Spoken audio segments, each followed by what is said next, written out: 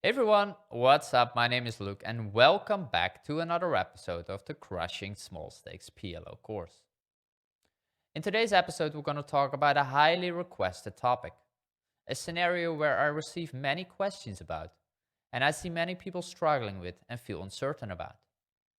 And this is how to play and how to adjust your pre-flop strategy if your opponent has a no-fold or low-fold frequency facing a 3-bet. Now, this is exactly the topic of today's lesson. And before we're going to jump into the actual content here, we're going to look into setting the stage first and talk about what situation we're talking about today exactly. In this episode, we're going to look into a button versus cutoff strategy. So the cutoff open raises, we're sitting on the button, and we want to know how to adjust our range pre-flop, playing against the cutoff that doesn't like to fold against a 3-bet. So we're going to compare the GTO frequencies here with a 20% fold versus 3-bet, as well as a 0% fold frequency. Now, to get answers to the questions that we're looking for, we have to build simulations based on population tendencies or based on the actual situation that is occurring. So for example, in a GTO setting, the cutoff has to fold around 40% of his hands if the button 3-bets him. However, if we look at the population tendencies, we can see more often an average of around 20% fold versus 3-bet here. But there are also a lot of people who just doesn't like to fold at all here. And those people fold more around 0% of the time. So to come up to answers here, we're building simulations. And the first thing that I did here was to look into the cutoff RFI frequency here by the population, which is around 27% of the time. So the cutoff RFI for the simulation is set at 27% of the time. And I think this is a quite reasonable number, actually, when you think about it. It's a few percent less than a GTO RFI frequency here. But when you think about it, in a GTO setting, the cutoff, if he raises, he has a lot of fold equity because the cold calling ranges by the blinds and by the button are pretty tight. However, in reality, we face more often players that enter the pot there, and therefore we have less fold equity. And becoming a little bit tighter here is a pretty good strategy. So I think that a 27% RFI is a pretty good default number for any one of us, basically. Now then, we set the simulation as a fold versus 3-bet here. We run simulations with a 20% fold versus 3-bet. We run simulations with a 0% fold versus 3-bet. And we already have the 40% fold versus 3-bet in the GTO simulation. Now lastly, what I did here was I adjusted the 4-bet range by the cutoff slightly to make it a little bit more accurate towards how people are actually folding 4-betting here. What that means is I removed some of those 4-bet sort of bluffy hand, like those double-suited rundowns, like the Jack 9, 8, 7 double-suited, the disconnected ace-high double-suited rundowns. Like some of those hands are used as a 4-bet bluff in the GTO setting.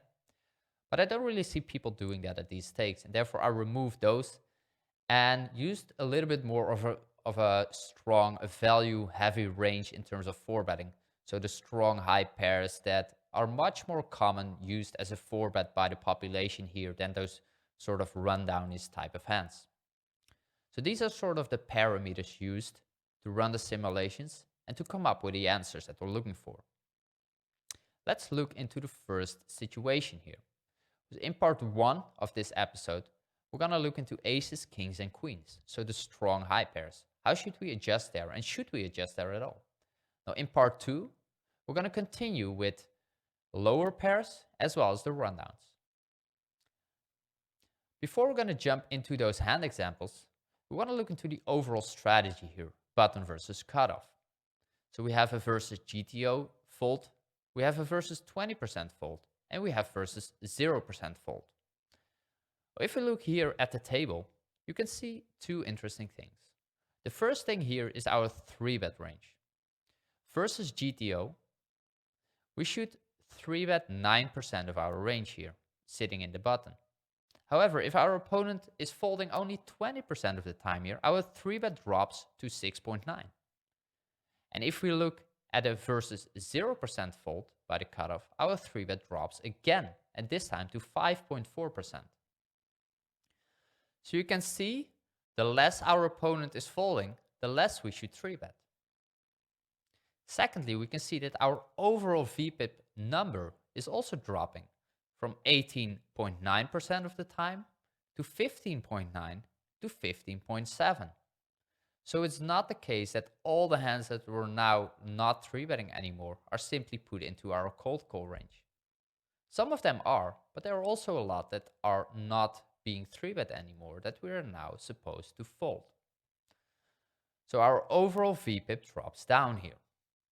And I want you to remember these two adjustments because they are very important here. And you want to keep them in mind. Now let's look into the first example and also talk about why we're actually adjusting here. Let's start things off by looking into aces. Like this is the most obvious 3-bet that we have in our range from any situation, from any position against any opponent basically. However, we can see here that if our opponent is not folding as often anymore, our 3-bet is actually dropping a little bit and our cold calling is increasing. You can see it in the table on the left. Against a GTO opponent, we are basically 3-betting any hand with aces. However, versus a 20% fold, the 3-bet drops to 89, and versus a 0% fold, the 3-bet drops to 83%. And there are a couple of reasons for it. One of the reasons why we are not 3-betting anymore as often here is that a lot of the aces, or many of the aces, they don't play as great in a 3-bet pot. They actually benefit quite a bit from the fold equity. A second reason here is that we can see is if we are not getting those folds anymore, we are now going to a flop, and if we see the flop, we are guaranteed to pay the rake basically. And the rake at low stakes is pretty high. And the rake basically takes away some of the EV of our 3-bet there. Not having those folds anymore is actually pretty bad for many hands in our range, even for some of the aces. I'm going to give you some examples of aces that we should stop 3-betting and start cold calling here. And those aces are actually the most marginal aces. The aces that basically play the worst in a 3-bet pot. Aces that can't stack off anymore as often in 3-bet pots in general. And that actually benefits quite a bit from fold equity because these aces just simply don't flop as smoothly in 3-bet pots. These are the worst aces, like most of the rainbow aces, like aces king 4 for example, as well as aces 6-3 single suited, like disconnected single suited aces with a low suit. Like those hands are very often now used as a cold call instead of as a 3-bet here. So it's not the case anymore that we want to 3-bet all these aces all the time. We are actually flatting a few of these aces. Now remember, we're still 3-betting most of the aces, which is totally fine, but a few selective aces are actually a great candidate to now cold call here. It's also a good way to strengthen our cold calling range a bit and to fight back if one of the blinds comes over the top and squeezes now. Let's continue by looking into the kings, which is a very important category of hands, of course.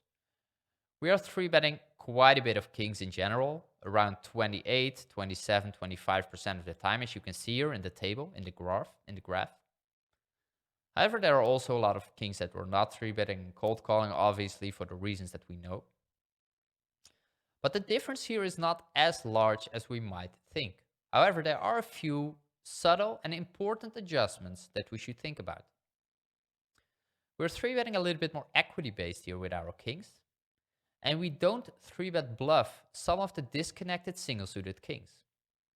Now, some of the single-suited kings that we are supposed to 3-bet at these low stakes might come as a surprise to you.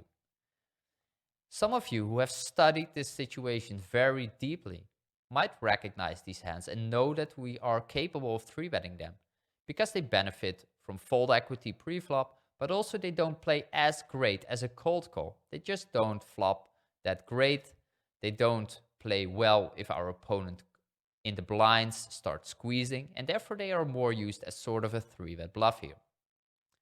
Now again, not all of you might recognize these hands, and many of you will simply always call these hands. But for those of you who have studied the situations and know that we are capable of using some of the kings as a 3-bet bluff here to generate fold equity pre-flop, not having to pay the rake.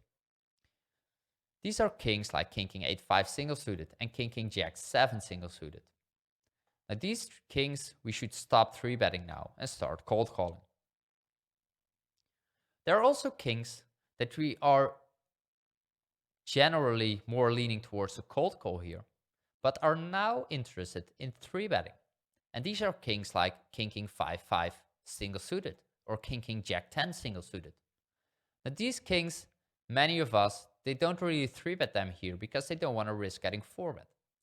However, if we remove a lot of our opponent's 4-bet bluffing sort of hands, all these rundowns that are getting 4-bet quite aggressively by the cutoff, if he doesn't do that anymore and his 4-bet range is a little bit more value heavy, we are actually blocking more of those value range with these type of hands, and therefore the chance of getting 4-bet is much lower. And now, if our opponent is also not folding with 3-bets anymore, these kings actually play pretty well in a 3-bet pot. They flop quite smooth. They flop quite often very strong. They are capable of stacking off enough often. And the chance of getting 4-bet because we block these specific components is actually a little bit lower.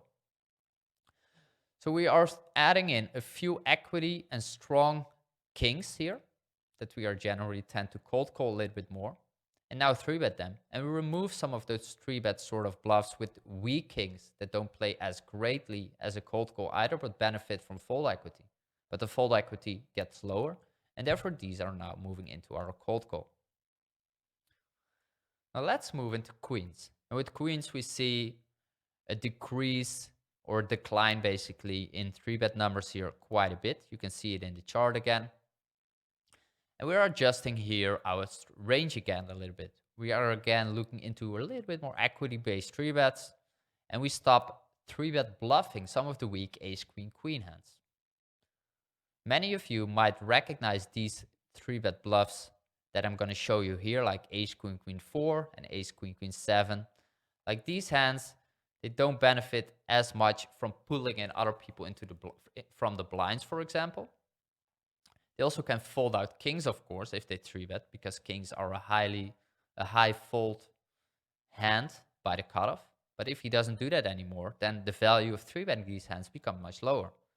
In addition, also, these hands, they don't play as great as a cold call, obviously, because they don't have the nutted potential, especially with the non-nut suit, like the first example. The second one has a better potential there, of course, with the nut suit. But here we also have 3 spades, so the likelihood of flopping spades or a flush there is much lower already. So these hands are often used as sort of a 3-bet bluff. However, if our opponent is not folding anymore as often here, or not folding at all, these hands are great candidates now to stop 3-betting, but still cold call. They are too strong to fold. We don't want to fold them here on the button in position. We still have ace, queen, queen. So it's too strong to fold, but cold calling here is totally fine. In addition, we are now 3-betting a few combinations that are generally more leaning towards cold calling. For example, the double paired single suited connected queens, like queen, queen, 9-9 single suited. These hands are now strong enough to 3-bet. And those are an addition to our 3-betting range with this specific group of queens. In general, often these hands are not used as a 3-bet, but now against this characteristic of a cutoff player, this is an example that we now can add into our 3-betting range. But you can see that the 3-bet of queens drops from 14% to 13% to 9%. So the less often your opponent is folding, the less you should 3-bet with your queens. Now, so far, this is part 1 of talking about how to play against your opponent who doesn't like to fold versus 3-bet. And I will recommend you to jump into part 2, where we'll look into the lower pairs as well as into the double suited and single suited rundowns. Hope you enjoyed this first part. I want to cut it up into 2 parts because I don't want to make the episodes too long. Check out the next part and I will see you there talking about different combinations and how to adjust correctly with those categories of hands.